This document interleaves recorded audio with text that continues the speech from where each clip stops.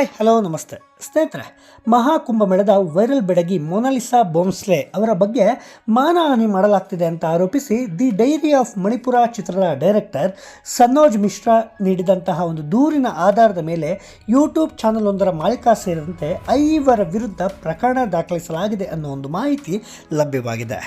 ಸನೋಜ್ ಮಿಶ್ರಾ ನೀಡಿದ ದೂರು ಆಧರಿಸಿ ಮುಂಬೈ ಉಪನಗರದಲ್ಲಿರುವ ಅಂಬೋಲಿ ಪೊಲೀಸ್ ಠಾಣೆಯಲ್ಲಿ ಪ್ರಕರಣ ದಾಖಲಾಗಿದ್ದು ತನಿಖೆ ನಡೆಸಲಾಗ್ತಾ ಇದೆ ಅಂತ ತಿಳಿದು ಬಂದಿದೆ.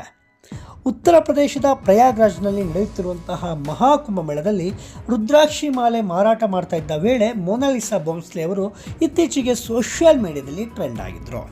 ಅವರ ಫೋಟೋ ಮತ್ತು ವಿಡಿಯೋಗಳು ಈಗಾಗಲೇ ವ್ಯಾಪಕವಾಗಿ ಹರಿದಾಡ್ತಾ ಇದೆ ಸೋಷಿಯಲ್ ಮೀಡಿಯಾದಲ್ಲಿ ಮೊನಾಲಿಸಾ ಟ್ರೆಂಡ್ ಆದ ಬೆನ್ನಲ್ಲೇ ದಿ ಡೈರಿ ಆಫ್ ಮಣಿಪುರ ಸಿನಿಮಾವನ್ನು ನಿರ್ಮಿಸುವುದಾಗಿ ಮಿಶ್ರಾ ಘೋಷಿಸಿದರು. ಮಿಶ್ರಾ ನಿರ್ದೇಶಿಸಿದ ಯಾವುದೇ ಸಿನಿಮಾಗಳು ಕೂಡ ಇಲ್ಲಿವರೆಗೆ ಬಿಡುಗಡೆಯಾಗಿಲ್ಲ. ಹಾಗಾಗಿ ಮಿಶ್ರಾ ಅವರು 16 ವರ್ಷದ ಮೊನಾಲಿಸಾ ಅವರ ವೃತ್ತಿ ಜೀವನವನ್ನು ಹಾಳು ಮಾಡಲು ಮುಂದಾಗಿದ್ದಾರೆ ಅಂತ ದೂರಿನಲ್ಲಿ ಹೆಸರಿಸಲಾದ 5 ಆರೋಪಿಸಿದರು.